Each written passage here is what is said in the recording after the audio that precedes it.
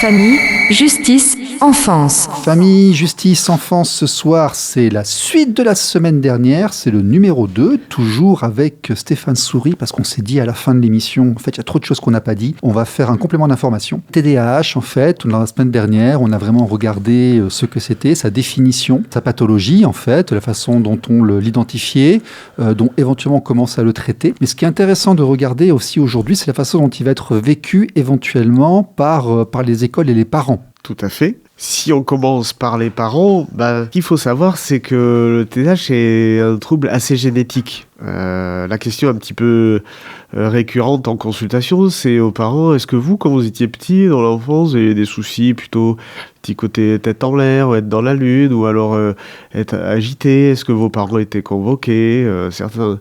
Et c'est là qu'on voit que quand même, les temps ont changé, puisqu'ils me disaient, ah oui, moi, on m'attachait sur la chaise, ou j'avais du scotch sur la bouche, ou... Oula. Les parents agités, mais on traitait le TDAH de différentes façons. Non, mais on l'oublie un peu, mais il y a 80 ans, on éduquait les enfants à la ceinture. C'était... Entre les deux guerres, je crois qu'on a arrêté assez tardivement d'ailleurs, mais ça a perduré durant très longtemps encore. Hein. Mais là, les témoignages que j'ai, c'est il y a 30 ans. D'accord. Donc, bon... Comme il y a ce côté génétique, il peut y avoir un des deux parents qui a le même trouble. D'accord. Et en fait, c'est là où c'est beau l'humain, c'est que parfois c'est un avantage, c'est-à-dire que le parent qui a le même trouble sait ce qu'il a vécu, sait comment faire et du coup s'en occupe mieux. Mais à l'inverse, parfois, selon la conscience du trouble chez le parent ou comment il a réussi à l'apprivoiser, en avoir conscience, il est resté assez immature et du coup, il amplifie le trouble de l'enfant. Parce que il est trop impulsif. Ça fait comme un Arsène, en fait. Il utilise que la... Il fait un emballement mutuel. Oui, et du coup... D'accord. Ça fait reptile contre reptile et c'est combat à chaque fois. Donc on a ces configurations-là, l'impact sur les parents, et il est comme ça. Il y a d'autres parents qui disent moi, on m'a tellement fâché quand j'étais petit, je me suis dit quand j'aurai des enfants, je leur dirai rien. Alors là aussi, si vous avez un enfant au TDAH et que vous ne mettez pas de limite, la façon dont vous avez réagi à votre propre histoire va amplifier le problème. J'ai aussi pas mal de faux TDAH où il y a tous les signes, si vous voulez. Ils veulent pas travailler, ils sont distraits, ils sont agités, ils sont immatures, impatients, etc. Et quand on creuse, on fait les tests, tout est normal. Et on se rend compte que c'est dans l'éducation. D'accord. Donc il y a quand même aussi chez des enfants qui pourraient ressembler à ce qu'on trouve dans la description du TDAH, des choses qui sont purement psychologiques ou on dirait psychodynamiques. Il y a aussi pas mal la problématique, je ne sais pas si vous connaissez les troubles de l'attachement de l'enfant, les troubles insécures, donc c'est les enfants qui ont à un certain moment manqué d'attention, d'amour ou même de soins. Qui développe... Ou tout simplement qu'une relation d'attachement qui a été interrompue oui, voilà, par exemple, je sais pas, une maman qui fait ou une dépression postpartum. Une famille monoparentale avec une maman et un enfant, et puis une mère qui vagabonde, et puis l'enfant des troubles de l'attachement. On a étudié beaucoup ce genre de choses. Ouais. Il peut y avoir beaucoup de raisons à avoir un trouble de l'attachement, mais oui, effectivement. Il y en a pas mal, je vois que vous connaissez. Et donc ça crée, si vous voulez, des comportements qui pourraient ressembler à celui du TDAH au niveau de l'impulsivité, de l'agitation. Évidemment, on est très sensible au rejet et aux critiques, puisqu'on a peur d'être abandonné, on a peur d'être délaissé. Donc ça fait des réactions très impulsives. Donc il faut vraiment bien démêler tout ça. Oui. Et une fois qu'on l'a bien fait, c'est là qu'on peut dire, l'impact que ça a sur la famille, ça c'est dû au symptôme du TDAH, ça c'est peut-être dû à la façon dont vous l'avez élevé, ça c'est peut-être dû à ce qui s'est passé quand il était petit. C'est toute la complexité et c'est là où se situe l'expertise, parce que si on le fait, vous remplissez un questionnaire, il bouge, oui. Il est impulsif, oui. Il a des troubles d'attention, oui. Allez, médicaments. Là, on est dans un truc robotisé. Et il n'y a aucun psychologue qui accepterait de faire ça, puisque justement on n'assumerait pas la complexité dont je parlais. Donc les parents qui viennent vous voir généralement, qu'est-ce qu'ils vous disent ? Alors, je leur demande déjà qu'est-ce que je peux faire pour eux, pourquoi ils viennent. Parfois la demande est portée par l'autre, ça veut dire on vient parce que la maîtresse le supporte plus, ou le maître. Changer de maîtresse. Pardon. Oui, alors parfois c'est un peu chaque année il y a un problème, donc parfois c'est quand même pas l'enseignant, c'est l'enfant qui n'arrive pas à s'adapter. Alors il y a ce type de demande, et puis il y a aussi, parfois c'est la demande des parents parce que ils n'arrivent pas à faire travailler l'enfant, ils commencent à prendre du retard, ils n'arrivent pas à le faire obéir, ils n'arrivent pas à le calmer, il est toujours à 200 000 volts, donc voilà.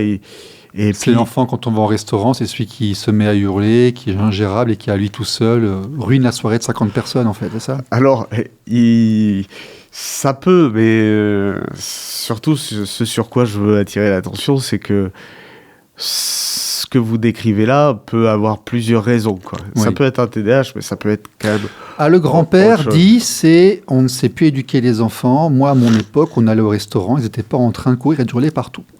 Lorsqu'on en croise un qui vraiment est comme ça. Donc il y a peut-être aussi une façon différente d'aborder les problèmes suivant les générations.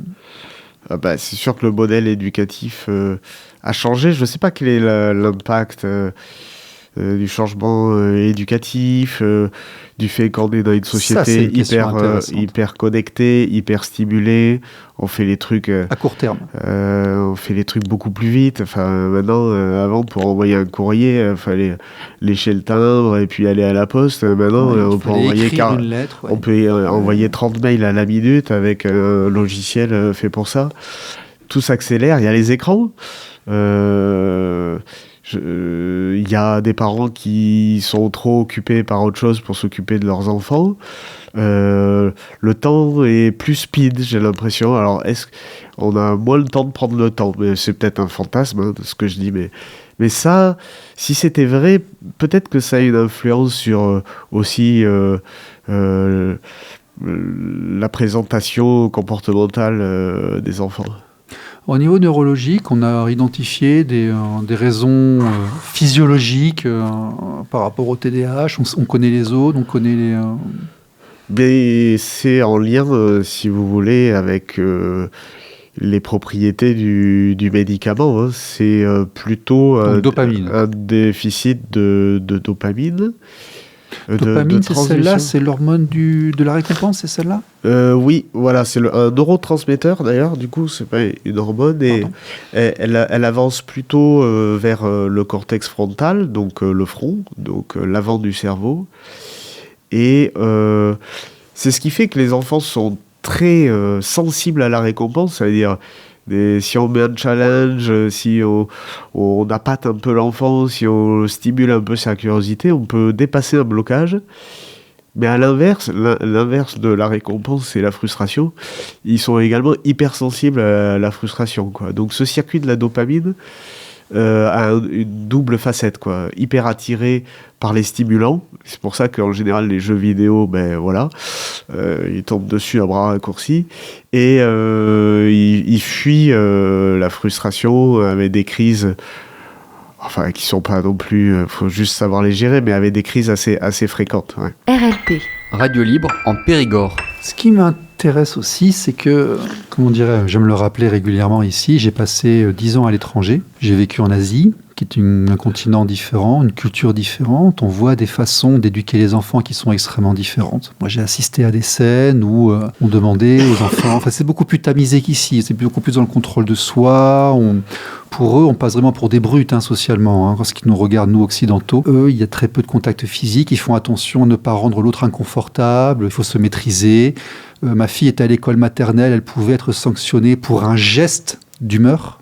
Alors que dans les écoles primaires françaises, il y a des bagarres de cailloux. Donc vraiment, les limites, les tabous sont situés de manière très différente. Et écoutez, des gens, des gamins c'est vraiment un vocabulaire très occidental. Voilà, le TDAH, le trouble de l'attention, le déficitaire de l'attention avec hyperactivité, c'est vraiment quelque chose que peut-être que j'ai pas fait attention quand j'étais parti parce que j'étais pas encore papa. Quand je suis revenu, j'étais papa, mais c'est vraiment quelque chose que je trouve qui est très occidental. Est-ce que c'est pas non plus, je sais pas, est-ce qu'on n'a pas eu tendance à mettre une étiquette sur tous les comportements, à tout médicaliser, à tout essayer d'identifier? Est-ce que enfin, il y a quand même des gens qui ont réussi à me dire ici qu'être intelligent c'était un problème et un handicap quasiment. Hein. Donc, non, mais j'exagère un petit peu si vous voulez. Non, mais, non, vous exagérez pas. Bon. Je connais bien ce sujet-là, hein, puisque je donne des cours à la fac sur le haut potentiel et c'est vrai qu'il y a beaucoup de bouquins qui disent que c'était presque un handicap. Bah oui, mais heureusement, il y a la science. Et il y a des revues de littérature et il y a des expériences qui permettent de mettre les fantasmes et les croyances d'un côté et puis la vérité de l'autre. Après, c'est vrai que c'est le propre un peu des sciences médicales de décrire, de catégoriser, mais c'est la critique qu'on fait du bouquin dont on a parlé tout à l'heure, le DSM, qui est le manuel statistique des maladies mentales, un ouvrage américain où tout est classé. En plus, aller voir un enfant et lui dire « tu as ça », c'est impliquant. Oui, c'est pour ça qu'on le fait vraiment que s'il y a plus à y gagner qu'à y perdre. Mais moi, de mon point de vue, je pense que ça fait quand même partie d'un progrès de pouvoir mieux prendre en charge quand on le détecte dans une culture donnée, parce que votre exemple, moi, il m'intéresse fortement, puisque ça veut dire que dans une culture donnée, le trouble s'exprime pas de la même façon. On apprend aux petits Coréens à ne pas réagir émotionnellement aux sollicitations. Par exemple, ils sont sur un banc, on met un jouet qui est devant. Non, tu ne sautes pas dessus en hurlant, tu te retiens. Tu te demandes si tu peux y aller. Donc dès le début, il y a l'apprentissage de la frustration, la gestion de la frustration. Vous savez, on a tous un peu ces caricatures qui sont là. On les voit à Bangkok quand ils prennent le métro. Ils sont tous en file indienne. C'est une espèce de symphonie. Comme ça, il y a des marques. Le train s'arrête à cet endroit-là. Ils se laissent passer comme ça. Et on compare au boxon qu'il y a au métro parisien. Culturellement, l'approche est différente. Alors que dedans, c'est pas du génétique parce qu'il y a des expatriés aussi qui font pareil. Donc c'est vraiment du comportemental. Donc voilà, ça c'est ce que vous avez vu, et la part de vérité, c'est qu'il y a une part de la culture dans l'expression des symptômes. D'accord. Et puis, néanmoins, dans ces pays-là, si vous regardez les articles scientifiques, vous allez tomber sur des articles sur les enfants qui ont été dépistés et sur la recherche qui est faite sur ceux qui ont quand même le TDAH, quoi. D'accord. Et ils sont aussi à 5%? Ah, je sais pas. Ça, dans ces pays, j'ai que des... Parce qu'effectivement, maintenant qu'on creuse, il y a des différences de comportement. On ne sait pas que les Asiatiques s'intègrent beaucoup mieux, ont de meilleurs résultats scolaires. Ils ont fait des études. Je serais intéressé à ça. Ma fille étant eurasienne, aux USA, ils regardent un petit peu les parcours en fonction de certaines catégories. Et peut-être qu'il y a un peu de génétique pour certaines choses. C'est possible. Je connais pas je connais vraiment les chiffres que sur le plan international, mais pas pays par pays. Ouais. Mais ça serait intéressant. Ok, donc la façon de gérer en tout cas le trouble est différente suivant les continents et les cultures. Oui, oui. Et on peut le multiplier à tout trouble et toutes les maladies. Hein. J'ai un copain qui fait de l'humanitaire en tant que médecin à Madagascar. La façon dont il s'occupe d'une maladie, ça n'a rien à voir avec nous. Sans parler de l'accès aux médicaments, etc. Mais on va d'abord demander l'avis du guérisseur avant de prendre n'importe quelle décision. Donc la culture est toujours importante dans la description des troubles. Et puis même dans l'expression des symptômes. Hein, c'est intéressant, Sigmund Freud, quand il a commencé sur l'hystérie, la façon dont les hystériques faisaient leur crise d'hystérie n'a plus rien à voir avec la façon dont elles se manifestent maintenant, quoi. Donc, les époques et la culture font changer quand même, ont une influence sur l'expression des symptômes. Enfin, moi, c'est ce que j'ai compris de mes lectures. Et avant, c'était les évanouissements, les paralysies d'un côté, etc. C'est beaucoup plus rare. Hein. D'accord. RLP. Radio libre en Périgord. Vous m'avez dit, on m'avait lancé comme ça, j'ai des interventions, j'enseigne sur le HPI. Ça mériterait une petite émission à lui tout seul, mais c'est un sujet moi qui m'intéresse beaucoup pour différentes raisons, pour mon métier, mon environnement, mes amis, ma fille, mon histoire, tout ça, etc. Comment se fait-il qu'en France, HPI, parfois... À Bangkok, on m'a dit, votre enfant est surdoué, il a un fort potentiel, regardez, elle a 4 ans et demi, elle est trilingue, elle arrive déjà quasiment à lire, il faut s'en occuper, c'est bien, on va la gérer. Et je suis arrivé en France, on m'a dit, mais vous la faites trop travailler, cette petite, c'est un scandale. Bon, la réalité, elle est où? Eh bien, alors, est-ce que vous l'avez fait trop travailler? Ben, elle était demandeuse, il me semblait, moi. Oui, voilà, Bon, c'était pour savoir. Donc, elle demandait, donc vous l'avez stimulé. Alors, le HPI, c'est vraiment un cas d'école des problèmes de croyance et de ce qui s'appelle le biais de recrutement. Je ne sais pas si vous savez ce que c'est un biais de recrutement, c'est que on tire des conclusions sur des gens qu'on voit dans un contexte. Par exemple, on tire des conclusions sur les HPI qu'on voit au cabinet de psychologie. Donc, qu'est-ce qu'on se rend compte chez les HPI qu'on voit au cabinet de psychologie? Eh ben, ils ont des problèmes d'interaction avec les autres enfants, ils supportent pas de s'ennuyer, ils peuvent avoir ils sont hypersensibles à l'injustice, etc. Donc du coup, on en a tiré la conclusion que ça, c'était propre au HPI. Alors ça, je le dis extrêmement souvent dans mes interviews et autres, il faut se méfier des arguments d'autorité. Moi, dans mon univers et dans mon entourage, j'ai constaté que, donc, tout l'univers est comme ça. Il faut se méfier de ça. Mais dans la première émission, on parlait de ce que m'a vraiment appris de faire de la recherche, c'est que ça déconstruit tout ce qui nous paraît évident. D'accord. Dès qu'on le met sous c'est pour ça qu'on ne prend pas un cas particulier pour en faire une généralité. Voilà. Il faut vraiment avoir un éventail, beaucoup de cas pour... Et du coup, bien sûr. Pour finir et enfoncer le clou, eh ben, très bien, il y a certains pays où ils testent tous les enfants. Donc du coup, on s'est aperçu... Le rêve de la Mensa. Oui. Ah oui. Alors, je ne veux pas trop parler de ça, mais c'est juste pour dire qu'on s'est aperçu qu'en fait, dans les HPI, statistiquement, ils allaient mieux que les autres enfants. Ils avaient moins de problèmes sociaux. Ils étaient moins sensibles à l'injustice. En fait, tout ce qu'on avait dit, c'était l'inverse. D'accord. C'est qu'en fait, c'était vrai pour ceux qui venaient au cabinet de psychologie ou pour ceux qui posaient problème à l'école. Mais c'est parce qu'en fait, ils avaient un HPI plus un trouble anxieux, plus des parents un fonctionnement qui pouvait favoriser. On a tiré des conclusions générales sur le petit pourcentage dont on devait s'occuper, voire on a provoqué des troubles en disant que tout le monde était comme ça. Ah ben oui, voilà, c'est ça, oui. C'est simple, en un quart d'heure, l'affaire, elle est pliée. Vous tapez Ramu sur Google, Ramu et HPI, c'est un directeur de CNRS, il a fait les études sur des dizaines de milliers d'enfants, enfin, c'est pas lui qui les a fait, mais qui les a faites, mais... Et puis, il ressort que quand on analyse tous les symptômes qu'on leur prête, eh bien, il n'y en a aucun qui est vrai. D'accord. Comparé à une population qui n'est pas HPI. Voire même, ces protecteurs, bon, évidemment, c'est protecteur au niveau de la réussite scolaire, mais on s'aperçoit qu'ils ont moins de problèmes émotionnels, moins de problèmes sociaux, voire même une espérance de vie légèrement plus importante. Moi, j'ai vu des gens à très fort QI qui ont eu des problèmes scolaires parce que n'ayant jamais eu besoin de travailler et de faire des efforts, ils arrivaient ensuite à l'université ou en école d'ingénieur et puis tout d'un coup, il y avait une marche, c'était très compliqué, ils n'avaient pas été habitués. Voilà, mais tout le truc, c'est, oui, ça, vous l'avez vu, mais après, quand on le regarde statistiquement, on s'aperçoit qu'ils sont pas plus en difficulté que les autres, bien au contraire, quoi. D'accord. Donc, sur le cas général, il n'y a pas de différence avec quelqu'un qui le serait pas.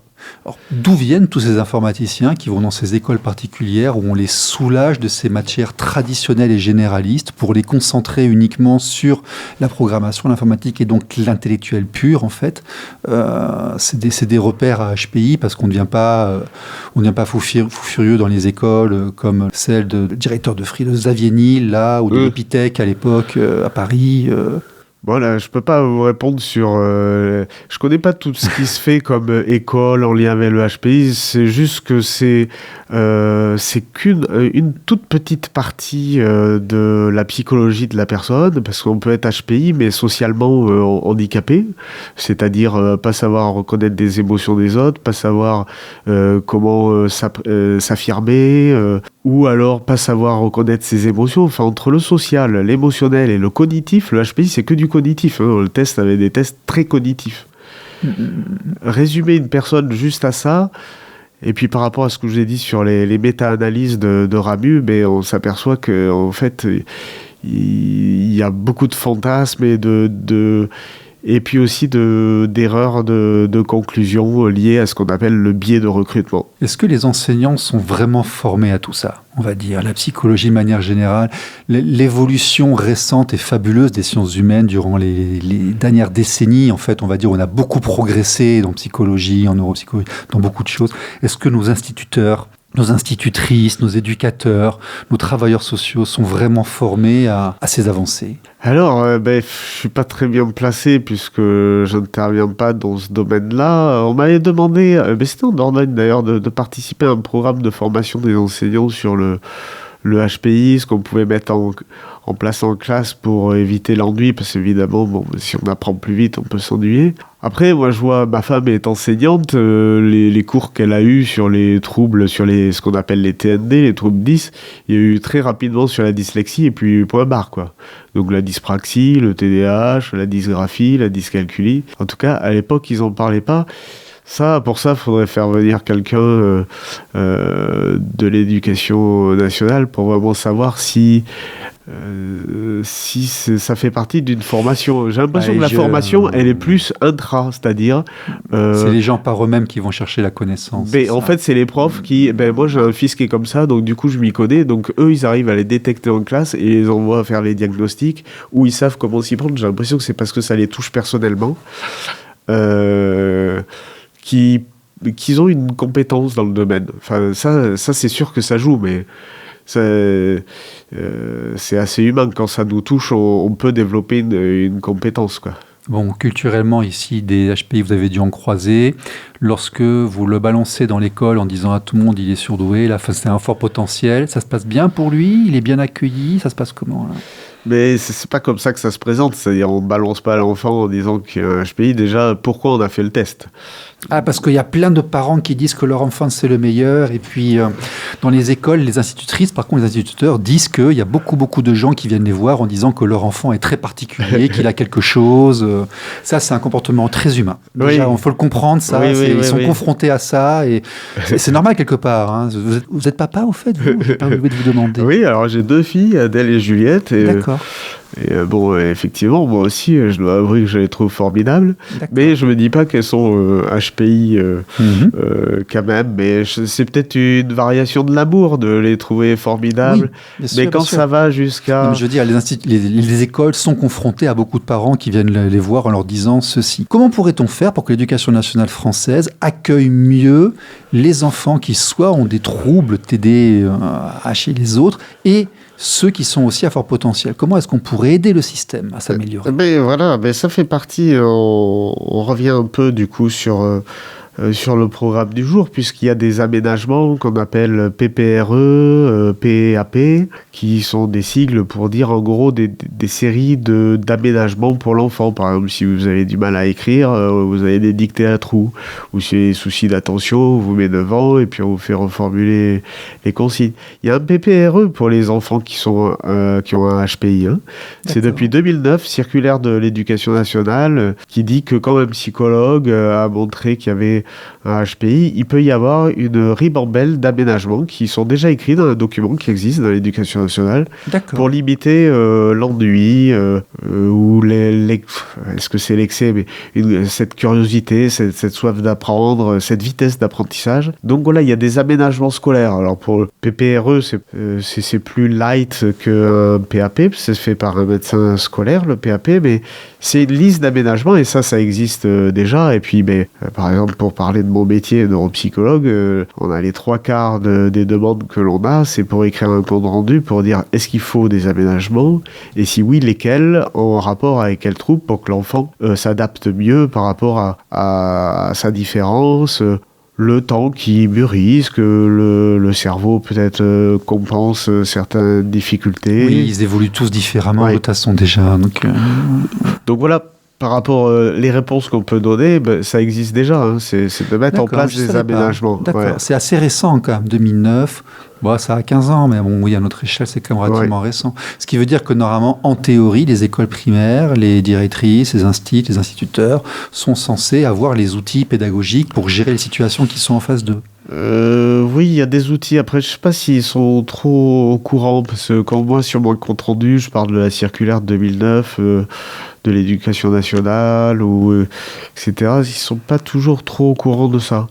Par contre, pour les troubles d'apprentissage, je pense qu'ils sont quand même plus au courant, tout ce qui concerne... je sais pas, la dyslexie, tous les enseignants ont eu des dyslexiques, les orthophonistes viennent aux réunions, expliquent le trouble, donc tu sais, il y a quand même un savoir-faire. Hein. RLP. Radio libre en Périgord. Vous produisez des écrits, vous travaillez en relation avec les écoles ? Oui, je produis des écrits. Ça, neuropsychologue, on est formaté à écrire un compte-rendu. D'accord. Je veux dire, les écoles viennent vous voir, ce sont les parents qui viennent vous voir et vous faites un compte-rendu par rapport à l'enfant qui ensuite est transmis à l'école par les parents. Il n'y a pas de contact direct entre vous et l'éducation nationale. Ça peut, on peut s'appeler, on peut venir à ce qui s'appelle les équipes éducatives, condition d'avoir le temps dans son emploi du temps, mais oui. Niveau primaire, collège, lycée. Oui. Il y a des préconisations tout à fait comme ça pour mettre en place. Souvent, c'est collégial. Hein. Il peut y avoir l'orthophoniste, le psychomotricien, la psychomotricienne. Donc, il y a tout un ensemble de professionnels qui peuvent intervenir pour mettre en place un protocole d'aide. Et puis, vous savez, quand le handicap est trop important, on fait un dossier à la MDPH pour que l'enfant ait une AESH. On disait AVS avant, une personne qui à côté, qui aide à reformuler les consignes ou qui aide à écrire ou à relire, etc. Donc il y a tout quand même un panel pour aider les enfants. Vous êtes sollicité par les sociaux, dans les AEMO, ce genre de choses ? Vous travaillez aussi avec des éducateurs, parfois, ça arrive ? Oui, alors... parce qu'ils me demandent d'éclairer sur un diagnostic particulier associé. Hein. Par exemple, souvent me demander est-ce que c'est quelqu'un qui a un retard mental intellectuel, ou est-ce qu'il y a un TDAH associé, auquel cas est-ce qu'il faut qu'il y ait des thérapies ou des traitements qui abaisseraient la problématique. Mais dans le cadre des AEMO, souvent c'est des enfants qui relèvent pas que de ma spécialité, ils ont des troubles psycho-affectifs, ils ont vécu des choses, des abandons, des violences qui ont aussi un impact, et moi j'interviens un tout petit peu pour éclairer certaines facettes de la problématique. D'accord, mais ça peut arriver. Ça peut arriver, oui, ça m'arrive pas mal en Dordogne, d'ailleurs, ce type de demande-là, ouais. D'accord, très bien. Bon, écoutez, on a bien fait de faire une suite, finalement. Vous voyez, il y a quand même un contenu, il y a des choses. C'est Stéphane Soury. Stéphane Soury, vous le trouvez à Marsac-sur-l'Île, 85 route de Bordeaux. Bon, je crois qu'il est sollicité, hein. Je crois qu'il y a plusiures semaines ou mois d'attente, hein, si on prend un rendez-vous. Ouais, je suis pris jusqu'à février, ouais. Non, je viens pas ici pour faire de la pub, je vous l'assure. Mais, c'est vrai qu'il y a beaucoup de travail. Bon, en tout cas, on vous remercie pour tout le travail et surtout d'être venu nous expliquer tout ça sur RLP. Merci, monsieur. Avec plaisir, merci de m'avoir invité. Au revoir.